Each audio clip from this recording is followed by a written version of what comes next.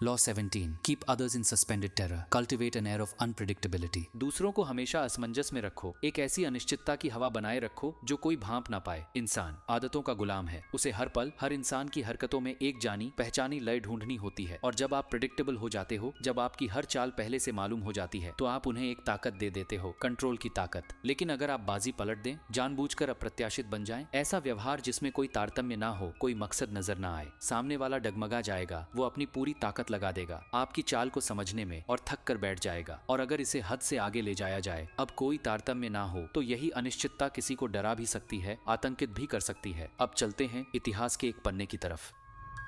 मई 1972 Reykjavik Iceland की सर्द हवाओं में शतरंज का बादशाह बोरिस स्पैसकी बेचैनी से इंतजार कर रहा था अपने प्रतिद्वंदी बॉबी फिशर का। दुनिया का सबसे बड़ा शतरंज मुकाबला, वर्ल्ड चैंपियनशिप दोनों के बीच तय हो चुकी थी, लेकिन फिशर वक्त पर नहीं पहुंचा। मैच अटक गया। फिशर को शिकायतें थीं, इनाम की रकम से, उसे बांटने के तरीके से, आइसलैंड में मैच कराने की पूरी व्यवस्था से। लगता था वो किसी भी पल पीछे हट सकता है। स्पैसकी सब्र किए बैठा रहा। उसके रूसी आकाओं को ये अपमान लग रहा था। उन्होंने कहा, पीछे हट जाओ, इस बेइज्जती की क्या जरूरत। लेकिन स्पैसकी ये मैच खेलना चाहता था। उसे यकीन था वो फिशर को तबाह कर देगा, और वो अपने करियर की सबसे बड़ी जीत को यूं हाथ से जाने नहीं देना चाहता था। लगता है हमारी सारी मेहनत बेकार जाएगी, स्पैसकी ने अपने साथी से कहा। पर हम कर भी क्या सकते हैं, चाल तो बॉबी की है। वो आएगा तो खेलेंगे, नहीं आएगा तो नहीं खेलेंगे। जो इंसान आत्महत्या के लिए तैयार बैठा हो, पहल तो उसी की होती है। आखिरकार फिशर रेकजाविक पहुंच गया, लेकिन मुश्किलें, रद्द होने का खतरा, वो टलता नहीं दिख रहा था। उसे वो हॉल पसंद नहीं आया जहां आगे की कहानी में स्पैसकी का सब्र किस मोड़ पर टूटा,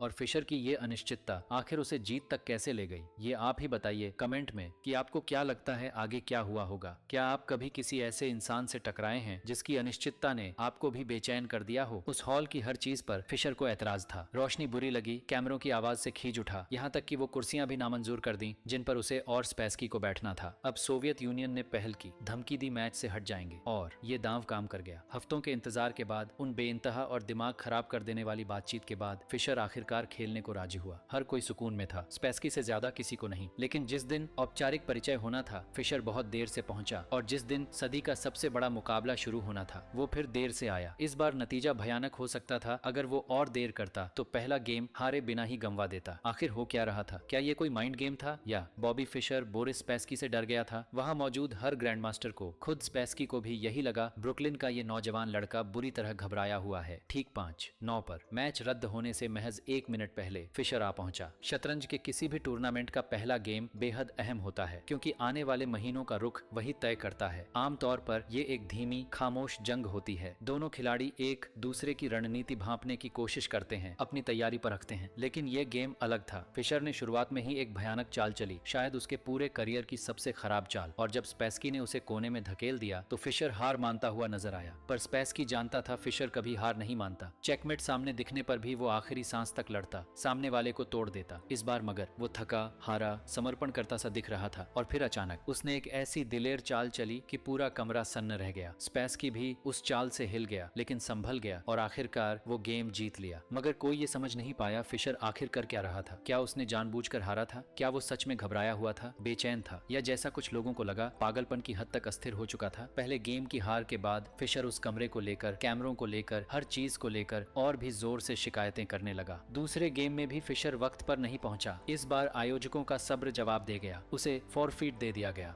अब स्कोर था 2-0 फिशर के खिलाफ। ऐसी स्थिति जहां से पहले कभी किसी ने वर्ल्ड चैंपियनशिप नहीं जीती थी। फिशर साफ तौर पर टूट चुका लग रहा था, बिखरा हुआ। लेकिन तीसरे गेम में जो लोग वहां मौजूद थे, वो आज भी याद करते हैं, फिशर की आंखों में एक खूंखार सी चमक थी, एक ऐसी नजर जिसने खुद स्पैसकी को भी बेचैन कर दिया। इतनी गहरी हार के गड्ढे में होकर भी फिशर के चेहरे पर गजब का आत्मविश्वास था। उसने फिर वही किया, एक ऐसी चाल जो देखने में गलती लगी, वैसे ही जैसे पहले गेम में की थी। लेकिन इस बार उसका रौब, उसका अंदाजा इतना बेफिक्र था कि स्पैसकी को शक हो गया, ये कोई जाल है। मगर सोवियत दिग्गज को शक होते हुए भी वो जाल समझ नहीं पाया, और इससे पहले कि उसे कुछ समझ आता, फिशर उसे चेकमेट दे चुका था। सच तो ये था, फिशर की ये अजीबोगरीब चालें, ये अनप्रेडिक्टेबल रणनीति उसके प्रतिद्वंदी को पूरी तरह हिला चुकी थी। सच्चा दस्तार वर्कर के पास था। गेम खत्म होते ही फिशर उछल पड़ा, बाहर की तरफ दौड़ा, अपने साथियों से चिल्लाते हुए मुट्ठी हवा में भींचते हुए मैं इसे कुचल रहा हूँ पूरी ताकत से। अगले गेम्स में फिशर ने ऐसी चालें चली जो पहले कभी किसी ने उसमें नहीं देखी थी, चालें जो उसके अंदाज से मेल ही नहीं खाती थी। अब गलतियां करने की बारी स्पैस्की की थी। छठा गेम हारने के बाद वो रो पड़ा। एक ग्रैंड मास्टर ने कहा था इसके बाद तो उसे ये सोचना पड़ेगा कि वापस रूस लौटना उसके लिए सुरक्षित भी है या नहीं। आठवां गेम हारने के बाद स्पैस्की को लगा जैसे उसे सच्चाई समझ आ गई हो। बॉबी फिशर उसे सम्मोहित कर रहा है, हिप्नोटाइज कर रहा है। उसने तय किया अब वो फिशर की आंखों में नहीं देखेगा। फिर भी वो हार गया। 14वां गेम खत्म होने के बाद उसने अपनी टीम की बैठक बुलाई और ऐलान किया कोई मेरे दिमाग को कंट्रोल करने की कोशिश कर रहा है। उसे शक होने लगा कि जो ऑरेंज जूस वो चेस टेबल पर पीते थे कहीं उसमें कुछ मिलाया तो नहीं जा रहा, शायद हवा में कोई केमिकल छोड़ा जा रहा हो। और आखिरकार स्पैस्की खुलेआम सामने आ गया। आरोप लगाया कि फिशर की टीम ने कुर्सियों में कुछ ऐसा लगाया है जो उसका दिमाग बदल रहा है। केजीबी हरकत में आ गई। बोरिस स्पैस्की सोवियत यूनियन के लिए शर्मिंदगी का सबब बन रहा था। कुर्सियां खोली गईं, एक्स रे किए गए। एक केमिस्ट ने उनमें कुछ भी असामान्य नहीं पाया। पूरी जगह की तलाशी में जो कुछ मिला वो थी 2 मरी हुई मक्खियां और लाइट की एक फिटिंग, बस। स्पैस्की को अब हेलुसिनेशन होने लगे थे। उसने खेलते रहने की कोशिश की पर उसका दिमाग बिखर रहा था, टूट रहा था। वो आगे नहीं बढ़ सका। 2 सितंबर को उसने हार मान ली। अभी उम्र में जवान होते हुए भी स्पैस्की इस हार से कभी उबर नहीं पाया। अब समझते हैं असल कहानी क्या थी। फिशर और स्पैस्की के पिछले मुकाबलों में फिशर कभी अच्छा प्रदर्शन नहीं कर पाया था। स्पैस्की के पास एक गजब की काबिलियत थी सामने वाले की रणनीति पढ़ना और उसी को उसके खिलाफ इस्तेमाल करना। धैर्यवान, लचीला, वो एक जाल बुनता, 7 चालों में नहीं 70 चालों में। हर बार जब वो फिशर से खेलता जीत जाता, क्योंकि वो बहुत दूर तक देख पाता था और क्योंकि वो एक शानदार मनोवैज्ञानिक था जिसने कभी अपना संयम नहीं खोया। एक मास्टर ने कहा था वो सिर्फ सबसे अच्छी चाल नहीं ढूंढता, वो चाल ढूंढता है जो सामने बैठे इंसान को अंदर से हिला दे। लेकिन फिशर आखिरकार समझ गया यही स्पैस्की की जीत का असली राज था। वो आपकी प्रिडिक्टेबिलिटी पर खेलता था, आपको आपके ही खेल में हरा देता था। चैंपियनशिप मैच में फिशर ने जो कुछ भी किया वो सब इसी एक कोशिश का हिस्सा था, पहल अपने हाथ में लेना और स्पैस्की को हमेशा डगमगाया हुआ रखना। वो बेइंतहा इंतजार, वो देरियां, उन सब का असर साफ स्पैस्की की मानसिकता पर पड़ रहा था। पर सबसे बड़ा हथियार था फिशर की जानबूझकर की गई गलतियां और उसका ऐसा दिखना मानो उसके पास कोई रणनीति ही नहीं। असल में वो अपने पुराने पैटर्न को पूरी तरह तोड़ने की हर संभव कोशिश कर रहा था, चाहे इसके लिए उसे पहला मैच गंवाना पड़े, दूसरा फॉरफीट करना पड़े। स्पैस्की अपने ठंडे दिमाग और संयम के लिए मशहूर था, पर पहली बार उसकी जिंदगी में वो अपने प्रतिद्वंदी को समझ ही नहीं पाया। धीरे धीरे वो टूटता गया, बिखरता गया, यहाँ तक कि आखिर में पागल वही नजर आने लगा। शतरंज में जिंदगी का पूरा सार छुपा है। पहली वजह जीतने के लिए आपको बेइंतहा धैर्यवान और दूरदर्शी होना पड़ता है। दूसरी वजह ये खेल पैटर्न पर बना है, ऐसी चालों की कड़ियां जो पहले भी खेली जा चुकी हैं और आगे भी खेली जाएंगी, बस थोड़े फेरबदल के साथ। किसी भी मुकाबले में आपका प्रतिद्वंदी आपके पैटर्न को पढ़ता है, उसी से आपकी अगली चाल भांपने की कोशिश करता है और अगर आप उसे कुछ भी प्रेडिक्टेबल ना दें जिस पर वो अपनी रणनीति टिका सके तो यही आपकी सबसे बड़ी ताकत बन जाती है। शतरंज में हो या जिंदगी में, जब लोग समझ नहीं पाते कि आप कर क्या रहे हैं तो वो एक तरह के डर में जीने लगते हैं, इंतजार करते हुए, अनिश्चित, उलझे हुए। ताकत की चाबी यही है। दुनिया में सबसे डरावनी चीज होती है अचानक, अप्रत्याशित घटना। इसीलिए भूकंप और तूफान हमें इतना डराते हैं, हमें पता ही नहीं होता अगली बार कब आ धमकेंगे। एक बार आ जाएं तो हम अगले के इंतजार में सहमे बैठे रहते हैं। कुछ हद तक यही असर इंसान के अप्रत्याशित व्यवहार का भी होता है। जानवर एक तय पैटर्न में जीते हैं, इसीलिए हम उन्हें शिकार कर पाते हैं, पकड़ पाते हैं। सिर्फ इंसान के पास ये ताकत है कि वो जानबूझकर अपना व्यवहार बदल सके, नए तरीके अपना सके, आदत और रूटीन की जकड़न से बाहर निकल सके। फिर भी ज्यादातर लोग इस ताकत को पहचानते ही नहीं। उन्हें रूटीन का आराम पसंद है, अपनी उसी जानवरों वाली फितरत के आगे झुक जाना, बार बार वही घिसी पिटी हरकतें दोहराना। वो ऐसा इसलिए करते हैं क्योंकि इसमें कोई मेहनत नहीं लगती और इसलिए भी क्योंकि उन्हें ये गलतफहमी होती है कि अगर वो किसी को परेशान नहीं करेंगे तो उन्हें भी चैन से छोड़ दिया जाएगा। समझिए ये बात, ताकतवर इंसान अपने आसपास के लोगों में एक खास किस्म का डर पैदा करता है, जानबूझकर उन्हें असंतुलित रखकर, ताकि पहल हमेशा उसके हाथ में रहे। कभी कभी बिना किसी चेतावनी के वार करना जरूरी होता है ताकि लोग ठीक उसी पल कांप उठें जब उन्हें इसका बिल्कुल अंदाजा ना हो। सदियों से ताकतवर लोग यही हथियार इस्तेमाल करते आए हैं। अनिश्चितता आमतौर पर मास्टर की चाल होती है, पर अगर आप कमजोर हैं, हार के कगार पर हैं, तो भी ये आपके बहुत काम आ सकती है। अगर आप घिर चुके हैं, संख्या में कम पड़ रहे हैं, तो लगातार अप्रत्याशित चालें चलिए। आपके दुश्मन इतने उलझ जाएंगे कि या तो पीछे हट जाएंगे या कोई बड़ी गलती कर बैठेंगे। लोग हमेशा आपकी हरकतों के पीछे की वजह पढ़ने की कोशिश करते हैं ताकि आपकी प्रेडिक्टेबिलिटी को आपके ही खिलाफ इस्तेमाल कर सकें। एक बिल्कुल अनसुलझी, समझ से परे चाल चलिए और वो बैकफुट पर आ जाएंगे क्योंकि वो आपको समझ नहीं पाते। वो बेचैन हो जाते हैं और उसी बेचैनी की हालत में आप उन्हें आसानी से डरा सकते हैं। पर अनिश्चितता सिर्फ आतंक का हथियार नहीं है। रोजमर्रा की जिंदगी में भी अपने पैटर्न को थोड़ा उलझाइए, इससे आपके आसपास हलचल मचेगी, लोगों की दिलचस्पी बढ़ेगी, लोग आपके बारे में बातें करेंगे करेंगे, आपकी हरकतों के पीछे वजहें गढ़ेंगे जिनका सच से कोई लेना देना नहीं होगा, मगर यही चीज आपको उनके जहन में हमेशा बनाए रखेगी। और आखिर में आप जितने अप्रत्याशित नजर आएंगे उतना ही ज्यादा सम्मान आपको मिलेगा। सिर्फ वही लोग हमेशा प्रिडिक्टेबल ढंग से जीते हैं जो हमेशा के लिए दूसरों के मातहत रहने को तैयार बैठे हैं।